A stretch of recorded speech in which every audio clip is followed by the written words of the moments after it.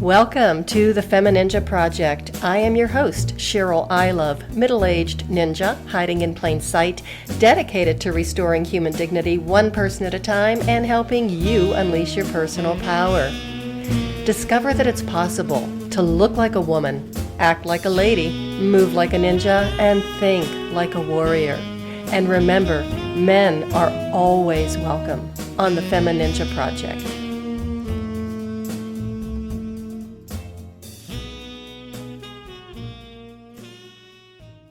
Welcome back to another episode of the FemiNinja Project. Thank you so much for tuning in. And today I have a return guest, someone who's been on the show before, and she was so much fun and had so many wonderful insights for our listeners that I wanted to have her back again. So I would like to welcome Tami McVay back to the FemiNinja Project. Welcome, Tami.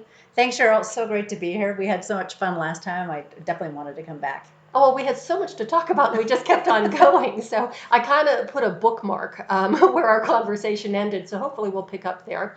And I want to just remind my listeners that, yes, you have been on the show before, and it is episode 40. And the title of that episode is Living Differently from Marine to Mentor. So if you want to go back and check out that podcast, download it, and get to know a little bit more about Tami, that would be great. She gave us some incredible insights and actually told us a lot about her background as a Marine and the things that she learned in the Marine Corps she still uses today. Is that correct? Absolutely. It's one of those things that when you're young, you just take for granted all these things that you do. But now that I'm older, I realize how much that Marine Corps really helped me drive everything I've done in my life, from my physical endeavors to my business. And so it's incredibly powerful to be able to teach people that haven't been in the military how to tap into that side of themselves. That personal power. Yes, which absolutely. Is a lot of what we talk about yes. on the FemiNinja Project. But the other thing that I think is interesting is that now, as you look back and you see from a different perspective the things that you have accomplished and the things that you did in the Marine Corps and how much that shaped your life. And that's one of the things I wanted to talk about today is looking back, because of course here we are, it's a brand new year, and 2020, and I always say hindsight is 2020. So that's kind of what I wanted to talk about, is instead of always looking ahead to a new year and maybe setting New Year's resolutions, which I think are a terrible idea, but actually looking back on the previous year and to be able to pat yourself on the back to see what you've accomplished. I agree. I think it's a really powerful practice. And it's one of those things that I took for granted, that I had all these really great stories throughout my entire journey, and that I can always find a lesson in that story. And so I do that same practice when I look at my year-end evaluation and what I want to create in the next year. Like, what were those lessons that can be learned from that? Well, that's interesting, because we were talking earlier this afternoon about writing a book. So I can see that would be another book for you. Oh, I can see that too. So I'm just already planning your future. Right. Thank you. Yes. So in getting back to the New Year's resolutions, and why I think it's such a bad idea is because people will set goals that are very unrealistic. Starting the new year after you've been maybe overindulging a little bit through the holidays and, having a few extra cookies and maybe glasses of champagne. And it's like, okay, now it's a new year. All of a sudden, I'm going to lose 50 pounds. I'm going to go to the gym 6 times a week. I'm going to do all of these wonderful things. And you're trying to change so much at the same time. And then all of a sudden, it's 2 weeks into January and it's like, I've already failed. So you almost feel like you're failing already at the very beginning of the year. And I think that's a terrible way to start the new year. Yes, that's a big problem. And I think that any woman who's really driven and wants to make good things happen in her life, that it's really easy to all of a sudden want to take it all on at once. And so then it really does set yourself up for failure, because you're doing too much. And especially when it comes to that health aspect with New Year's resolutions, that if all of a sudden you're trying to do everything perfectly, like eating right and sleeping well and working out, that it's such a big leap from how you had been doing things, that you're just biting off more than you can chew. Right, and I think setting yourself up for failure, plus you're probably going to put your body into, shock. It's like, wait a minute, where are the cookies? Where did they go to? But, and as a physical therapist, I'm thinking of a lot of people, I see them trying to get back into the gym and get back into shape. And instead of gradually getting used to the movement patterns and taking your time with it, you go in there and you've got these personal trainers maybe pushing you too hard, and then you end up injured and you're not making any progress at all, and you're actually worse off than when you started. Yes, because as you know, like when you do something like that and you fail, that what it does to you mentally. And Mm-hmm. everything we do is driven by mindset. Like that's why I'm so passionate about it. And so if you're doing things that are all of a sudden going to cause you to have those mental shifts and beating yourself up Mm-hmm. and just really being hard on yourself, then it makes it hard to accomplish anything. So if all of a Mm-hmm. sudden you're beating yourself up because you had that cookie when you're on this New Year's resolution diet, Mm-hmm. then all of a sudden it's like, well, screw it, I'm going to drop everything. And then you start beating yourself up. Exactly. And that's what I say, setting yourself up for failure. And you know an awful lot about mindset because you teach that in your business. So tell us a little bit about your business, how you work with people, and how you help them change that mindset or get that little shift in the way they think or the way they approach certain situations. And it's not only just business, it's basically lifestyle. Definitely. Everything for me is lifestyle. It's that big picture and how you're living. And so when I'm working with people, it really comes from a high performance standpoint because they're already driven. They're driven enough to seek out a coach. But many times the things that block us are around people and they're around time and then Mm. they're around how you take care of yourself. So Mhm. those three things start to impact how you're showing up, whether or not you're getting things done. And so if I can get them to look at the people they're surrounding themselves with, how they're spending their time, Mm. and how they're really taking care of themselves, those are like the keystone habits. I don't know if you're familiar with habits, but if you can fix those things, like all of a sudden it snowballs into other Mhm. areas.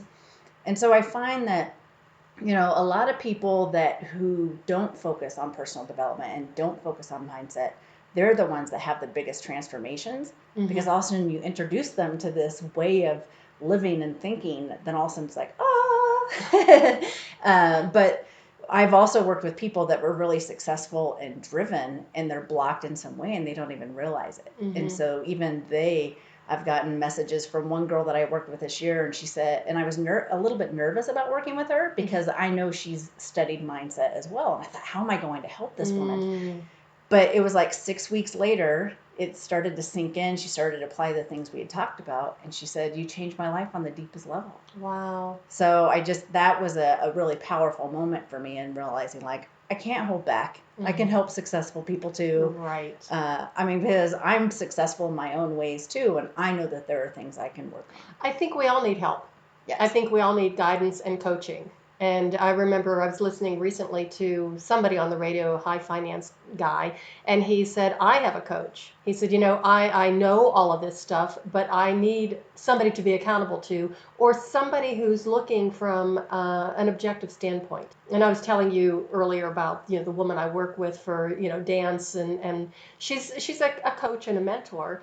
And, even with my background and all of my training, she sees things that I would never see in myself. When she sees potential of what I can do physically, that I would rather just say, oh, I'm going to go sit on the couch and have a glass of wine and forget about it. So I think it's really important to surround ourselves with people who can kind of show us or hold the mirror up to our face and show us where we might be missing little pieces of the puzzle. I agree, and I think the accountability is huge. Mm-hmm. But then there's also just that, especially coming from a place of power, Mm-hmm. that all of a sudden we take a little hit, we have a little setback, and we shrink a little bit. Mm-hmm. And if you can nip that in the bud quickly, Mm-hmm. and having a coach or mentor that points that out quickly, gets you back, being that encourager, that cheerleader at times, that to remind you, like, this is what you're made of, and then to Mm-hmm. keep going. And that's really powerful. And to stop beating yourself up. Yes. So I think that's the most important thing, because once you get into that kind of headspace, it's really hard to get out of that. It really is. And then that's when the self doubt really starts to Mm-hmm. snowball, and then the imposter syndrome. All of us, they say 70% of adults suffer from imposter syndrome at some point in their Wow. career. Because even if you're making $1 million in your business and all of a sudden you want to go to 3 million and you get around people making 3 million, you don't feel like you belong. So there's the imposter. So it doesn't really matter how successful you are. It's going to keep cropping up again and again. And so to be able to keep nipping it in the bud quickly so you can keep moving forward. It's so funny you should say that, because we're talking about that book fair that I did a couple of weeks ago up in Georgetown, the Book Nook, and it was at the part of the Christmas festival. And there's one author there that I absolutely adore. He's just such an amazing person. And he's a prolific writer, prolific author. He's written so many books. He's won so many awards. And I can't remember how we got onto this topic, but I said something about not belonging. And he goes, "Oh my gosh, I've got the biggest case of imposter syndrome." And I was like, "You?" I said, "Oh, please let me touch you." I says, "Because I can't believe it that you of all people, have imposter syndrome." And he says, "We all have it." And that kind of made me feel better. Yes, I agree. Because even as an author, if you write your first book and it goes really well, so then all of a sudden you write your second and it flops. I know Elizabeth Gilbert dealt with that with Eat, Pray, Love. And so then all of a sudden you start beating yourself again, and then you think maybe it was a one-hit wonder. But to keep going and to write that third book and keep seeing and learning those lessons. How do you show somebody that possibility if they are, okay, it's the second book, it didn't do well, oh my gosh, I'm no good, what made me think this way, that I could achieve this? How do you get somebody to change that mindset and think a little bit differently? I think it comes down to like looking at the evidence. We talked about when you have a year that's full of challenges, to be able to keep rebounding and reminding yourself of all the wins that happen along the way that we took for granted. And so the fact that a person would have the courage to write a second book, knowing what they already got into and the process. So there's that mental toughness that comes with it, and then that resilience, and then keep reminding them that they're building those muscles and to really start to enjoy that process. So if you enjoy the process of being a writer, it really ultimately doesn't matter if that book is a success or a failure, if you would keep doing what you love. Well, and if you keep doing what you love and you enjoy the process, well, then it's going to be a success. And what is the definition of success? It's not necessarily about the sales or the numbers. It could be the self-satisfaction, or it could be that one client or the one reader that comes up to you and says, "You changed my life forever." Yes. There's no amount of money that can make up for that, and the feeling that you get when somebody says that. Of course, the cash is always nice, and I would never turn it down, but it's one of those things that is intangible. How do you measure that? But that's been one of my personal struggles in my business, is that I know that the key to that true success is that personal development and mindset. But I can help somebody be confident today, and then if they're not confident tomorrow, does that mean I didn't know what I was talking about? And it's like, no, of course I did. And so it really has been finding ways to make personal development tangible. And so like when it comes to the people, I created a process that's measurable. So you can take out the metrics of how you're feeling and look like, okay, well, what are the numbers? And so I try to bring that in when I can, and that's just my tech background, the geek in me. But I find that those kind of things are helpful, just finding that evidence. You have an incredible background. I mean, with the Marine Corps and the tech background, which you learned that in the Marine Corps, is that correct? Yes and no. In the Marine Corps, I was electronics. So it was all electronics theory and radios and things like that. And then when I got out, I became a software developer. And so the computers, it was totally different, but it was just that same technical, analytical, troubleshooting kind of skill set that I kept building upon. But you also have a very creative side. It's funny because when I was looking at starting in my business, I kept telling people, I'm not very creative. But I had to change the way I thought that when I'm writing code and I'm solving problems, that is creativity. And the more I let myself get into graphics design as an entrepreneur, stuff that you have to do as part of your business, my eye for it started to shift and my skills started to improve. So it was more about I wasn't giving myself an outlet to practice that creativity. And there are so many ways to be creative. Definitely. But I think it was the voice I was using and the story I was telling myself over and over again. I'm not creative. Oh, we lie to ourselves so much. That's just so sad. So anyway, let's go back to then, like looking back and looking at what you might have accomplished over the year. And I'm talking to all of us, because a lot of times if you are setting New Year's resolutions, it's almost like the past years, you're just leaving it back in the dust and you're not even looking in the rear view mirror to see what you may have accomplished. And I have a little practice that I do now at the end of every year is I go back in my calendar, and I even like go from December, then November. So I go back, I don't even start at January. And I look back and it was like, wow, okay, so I couldn't have seen myself doing this 2 years ago. So I did accomplish a lot more than I thought I did. I do the same thing. I look back on my calendar. I was starting to do some of my year-end evaluation, and I realized that this year I'd had more media than I'd ever had in the prior years. And the funny thing is I wasn't even seeking it.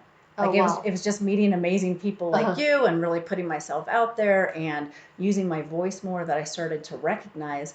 And so I think that if we want opportunities to keep showing up for us that we weren't expecting, that it's really important to look back at, well, what was I doing this past year that was making those opportunities show up? And I love that you say finding your voice, because I think that's really such an important part of who we are and how we do show up. And it's part of our personal power. And I think a lot of times we squelch that voice. We just don't want to, and I'm using air quotes here, speak up. Just like speak our own truth and our own way of being. Maybe we're afraid of being either ridiculed or criticized or mocked or whatever. But I think once we can find that way of expressing ourselves and finding our voice and standing our ground, I mean, magic really happens when we can do that.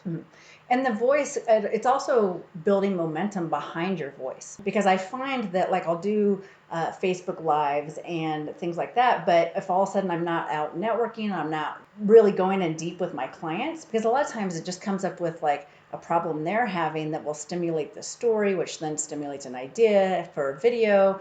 And so they really do feed off of each other. And so I can't just show up on Facebook Live and then have it be quiet and back home behind the scenes. And so the more that you speak, the more you learn what's truly important for you. You start to learn what's working for you. You start to learn how people are responding to that message. And even if it's just in your relationships, your friendships, you start to realize that if you have that courage to use your voice, then things will really start to happen. You'll deepen those relationships. It's a skill. Absolutely. And like everything else, you get a lot better at it as you do it and as you practice it. Somebody was talking to me the other day and talking about their courage muscle. It's another muscle that you have to work and strengthen to get that to work when you want it. So it's like everything else. You don't start by writing the great American novel. You might want to start with a blog. It really is important. One of the hashtags I use for my business is live courageous, because it really is that constant keep doing things. And it doesn't mean all of a sudden like, oh, I'm going to apply to speak on stage in front of thousands. It's those little things like having that uncomfortable conversation with your best friend. And those people don't recognize the power in that, in building up your courage and how it translates to so many other areas of your life. And the value in that. Yes. When I first started networking, and that was probably, 7 years ago, I was terrified to just stand up and do my 30-second elevator speech. And I would practice the whole way I was driving there. I would almost turn the car around and go home. I mean, it was just so nerve-wracking. And now it's like, oh, well, whatever. What's the worst that's going to happen? Yes. It's just the repetitive nature.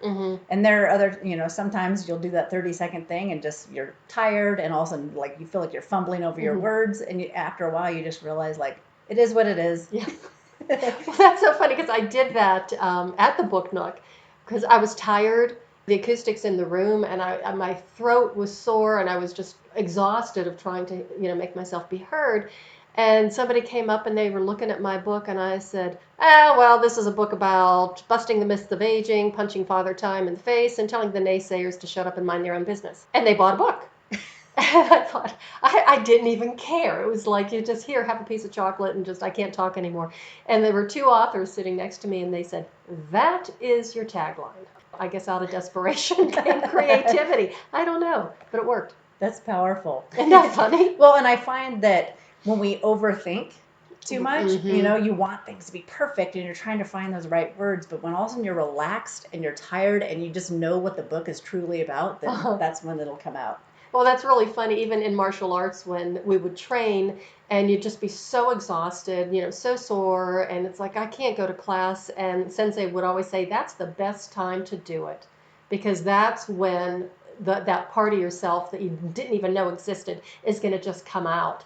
Yes, because I do my adventure retreats, Mm-hmm. and that's one of the things that I really like is that when I plan retreats where it's getting from point A to point B, there is no option. And so no matter how tired you are, or if we get caught in the rain, and that's where you start to build up those resilience muscles, and you start Mm-hmm. to learn what you're made of and that toughness. Mm-hmm. So then that way, when all of a sudden things are well, you're rested, things are going great, it feels like a piece of cake. Yeah, not a challenge at all. No. So I want to talk about that because the last time we talked, I think you were gearing up for an adventure, and I just wanted to hear a little bit about it because I absolutely loved the name of that adventure retreat.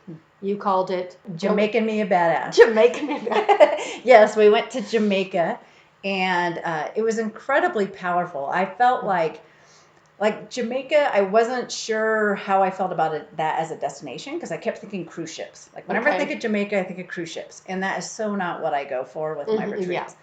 Yeah. But the people were so fabulous and so friendly, and we laughed a lot. No matter where we were at, we're out in the jungle or along the beach, like the people we were meeting were just incredible. And so that made it special. But we did things like jumping off the cliffs into these beautiful pools. Oh my. And we went dune bugging through the mud, and we're just covered in mud, and we're laughing, and we're just having a really great time. And then in between, we're laying by the pool, and we're having really deep conversations about life. And that was where the woman had said, I changed her life on the deepest level. Wow. Yes. But I love the thought even of going through the mud, dune buggies, or driving. Okay. Isn't that a metaphor for life? You're just driving along and you're just getting splattered, with life and some of the stuff that gets thrown at you. Absolutely. So I could just see that as a really fun experience. Well, and I think as women too, just that whole wanting to be perfect and wanting things to go well, and you want to look your best, and you don't realize that sometimes being covered in mud and laughing like crazy is your best. And so it's really fun to watch people just do things that they don't normally do.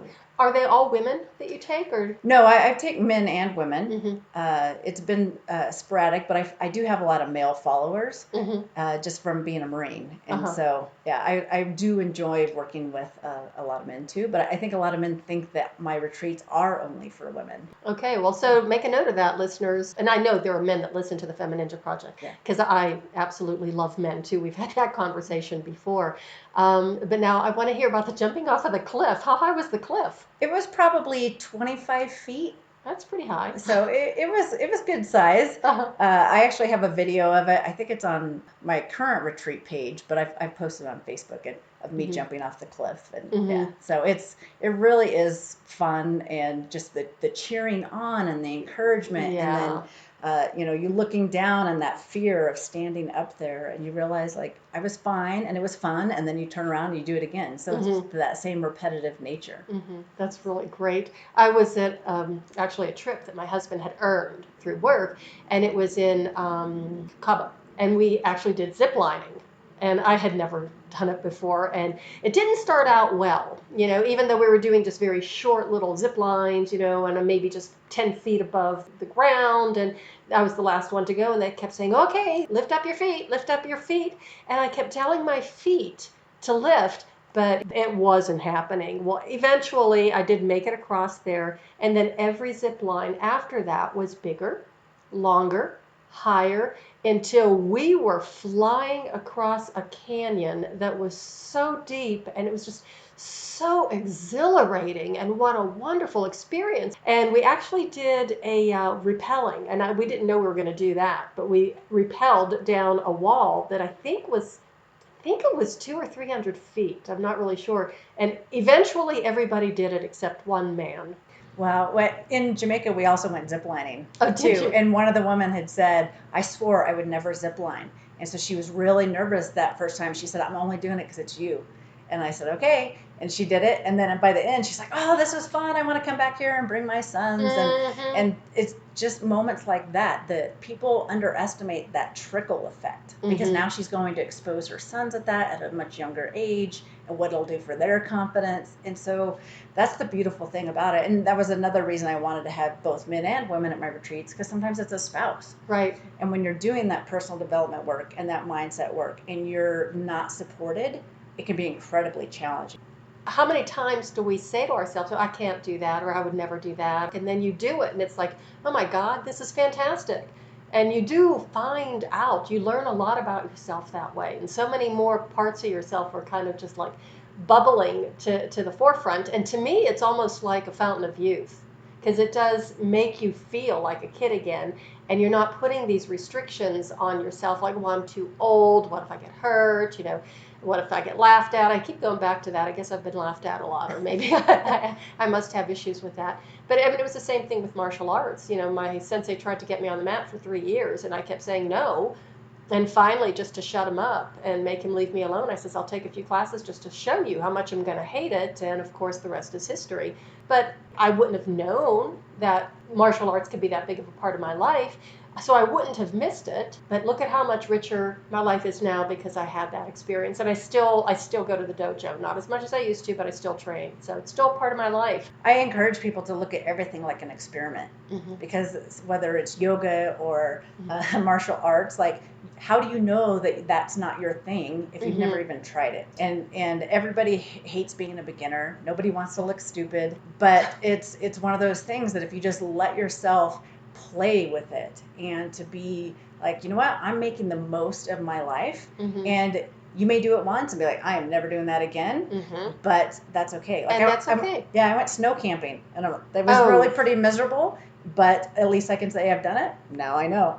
Wow. That's something I really don't think I would do. To me, snow camping is going up to the mountains and having a cabin that's, in the snow. But the cabin is heated, electricity, yeah, that's snow camping. Yes. But I remember you told me that story. That sounded like it was quite the experience. Yes, it was fun, but I'd chalk it up to just life experience, like building that life resume. And now you have another event coming up, or another adventure coming up in March, right? Yes. So in March, I'm taking a group to Portugal, and we're going to be biking along the coast, going from quaint village to quaint village.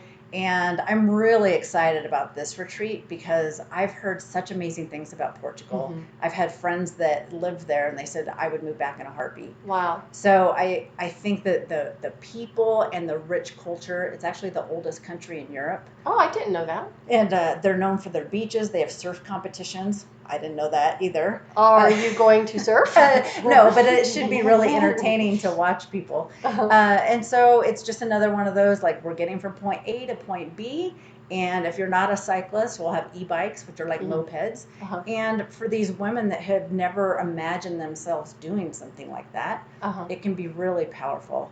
One of my clients that's going on this one went to Ireland with me, and we had done the same biking kind of trip. Wow. And she said that made her realize she was stronger than she ever thought possible. Wow. That's something I always talk about when I'm doing public speaking, is that we're a lot stronger than we think we are, or that we know we are. And, my first experience in kicking somebody, when a black belt told me to kick him, it was my first day at the dojo, and it's like, I'm not going to kick you. I've never kicked anybody in my life, and I don't want to hurt you. And of course, he thought that was just hilarious. So he kept saying, kick me, and I'm like, all right. And I just did what I knew, which was I pulled my leg up, and I did like a grand jeté across the floor, like I would do in ballet class. And my pointed toes went so deep into his abdomen, I guess I could hurt him. I mean, I'm glad I hit above the belt, but I didn't know I could do that. But we all have skills in other parts of our lives that can be transferred or carried over to other things that we're trying to do. Yes, like that is a really great example of when you practice that, all of a sudden you start building up discipline. And then that discipline, we all know you can use that everywhere. And so people look at it as, oh, you're taking this recreational class for exercise, Mhm. but it's not. It's about improving your life on so many levels. And same thing like Portugal. People look Mhm. at it like, oh, it's a, a vacation. It's like, Mhm. oh, so much more than a vacation. Mhm. And there for a while, I found I was trying to convince people of these things. And I thought, you know what? People either get it or they don't, or Mhm. they're willing to experiment. They're willing to have that courage. And those will be my people that really want to just amplify Mhm. that side Do you of have them. people that come back and do more adventures? Oh, yes. Like one of the women, this will be her 4th retreat with me. Oh my goodness. And another one, it's her 2nd retreat. And they've said, I'll travel with you anywhere. Like, where are we Wow. going next? I'm like, Wow. okay, I only need, a dozen people and we'll just keep moving around. Do you have a dozen now, or are there slots No, open? there's still spots available. Mhm. And So people listening to this podcast, if they wanted to hop on and join you, how would they do that? How do they connect with you? so they can go to tammymcveigh.com/retreat. Okay. And no matter what retreats I have going on, they'll always be able to see like what's next. Okay. And so they can reach out that way and find out all the details. And your links are going to be on the podcast so they can see that. Anyhow, so what else are you going to do in Portugal? I'm thinking food. Oh, well, Spain and Portugal, they're all known for their tapas and their sangria, and so Ooh. just decadent food, and then just the quaint little villages. Mhm. I mean, the best part about these trips is, yes, I have an agenda, but I also don't map out everything because Mhm. I really like those magical moments that appear. So Mhm. if we're winding along and we see a cool castle and then right next to us this little cafe, like Oh. that's where we're going to go. So I planned room for that magic Mhm. to make Mhm. space for it. Wow. So when you see something that's just spontaneous and you can just go with the flow. Yes. And, Wow. and that's a great thing is like our job is to get from that point A to point B, Mhm. and we have all day to do it. And so if we see sheep that we want to go take selfies with the sheep, which we Uh-huh. did in Ireland, then we can go do that. Or we can stop alongside the road and eat blackberries off of a bush. Oh, how fun. Yes. So talk about your retreats. Basically, it's a form of self-discovery, and like your true self is being discovered as you're doing these adventures. So I want to talk about the flip side of that, which is imposter syndrome. Yes, I think they really do feed into one another. So like on these retreats, or even just working with somebody, just to really keep reminding them over and over again about how powerful and strong they are, and building that courage muscle, how it can quickly start to squash all those things from imposter syndrome that come up. So whether it's self-doubt, or it's comparing yourself to other people, or it's comparing yourself to how you think you should be at this point in your journey. I think that's a big one for entrepreneurs. Like in your mind, you envisioned it to be a certain way and you're not there yet. So yeah, I hear you there. Yeah. So you're comparing yourself with who you are now to who you thought you would be. And it feels like this huge, insurmountable gap.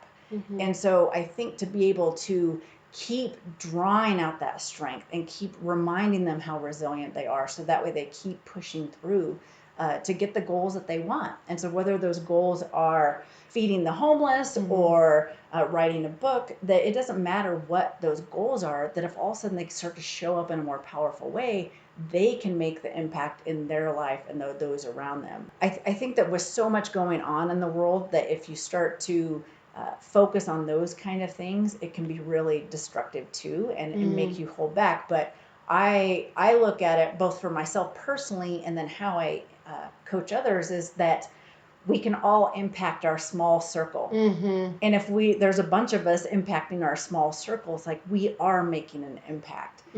Because I know that I've worked with some people, they look at like this big problem in the world and this big problem in the world, and it becomes so overwhelming for them. And it's like, focus on you and build you up so you can start to improve that circle around you. And start small. Yes. Again, it's just one tiny little change. Small changes are the ones that last, and gives your brain a chance to kind of like really embrace it, interrupt other patterns that might not be serving you very well, and allow for a new pattern to come in. But it has to be small. Start small and start with the spirit of playfulness, rather than, oh God, I've got to lose 50 pounds. I mean, that's just, hey, look at me. I have the opportunity to say no to that cookie, or I have the chance to maybe just change a little bit of my diet, because those small changes are the ones that are going to stick. Yes, I think that ties back to what we were talking about from the very beginning, those New Year's resolutions. That it really, if you just live your life from a place of keep making those small changes and look at those as like quick wins. Like, hey, I didn't have that cookie today, so that's a quick win. And you start to celebrate those wins, that whole 1% better. And you may have a little setback, but then you get back to that 1% better. And the thing is like, as a driven person, if you just know that over the long haul, you are gradually improving and you really celebrate that. And like you said, have fun with it, that's where it comes back to lifestyle for me. It's a way of living, and it's not a matter of it's New Year's, I have to lock down all these things, and if I don't get it, then I'm a failure. That, no matter whether you succeed now or you succeed in 90 days or you succeed in 3 years, that if you keep living your life from those little baby steps, that's where the real changes start to happen. And always kind of like assessing. It's not like there's this one big goal, but it's always like changing, assessing how did this work? I'm going to tweak this a little bit differently. Yes, I do the same thing. I look at things from 90-day cycles. So every quarter, I just look at what my goals are, but it's constantly like this, dealing with things this week. Like, what do I want this week to look like? And then what actually happened? And so that way you can try to make changes immediately before, if you're in a challenging time and things are starting to decline, you can stop that. And then that way it ends up being that ebb and flow versus, letting things get so far off track. Like if you have one cookie to also now you have like 50 cookies and now you're even back further. So to keep constantly evaluating. So ebb and flow rather than crash and burn. Yes. Okay. Excellent. Yes. So once again, how can people get a hold of you and just...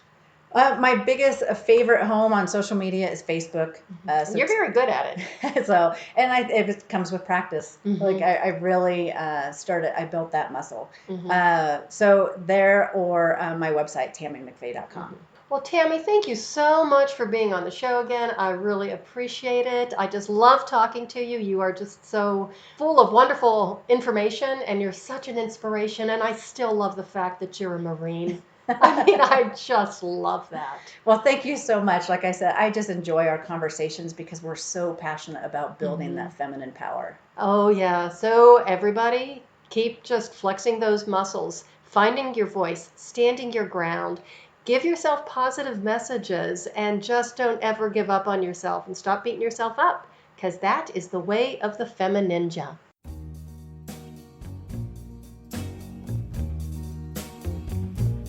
And that's a wrap on another episode of the FemiNinja Project. Thank you so much for listening, and remember, be safe, be strong, and until next time, bye now.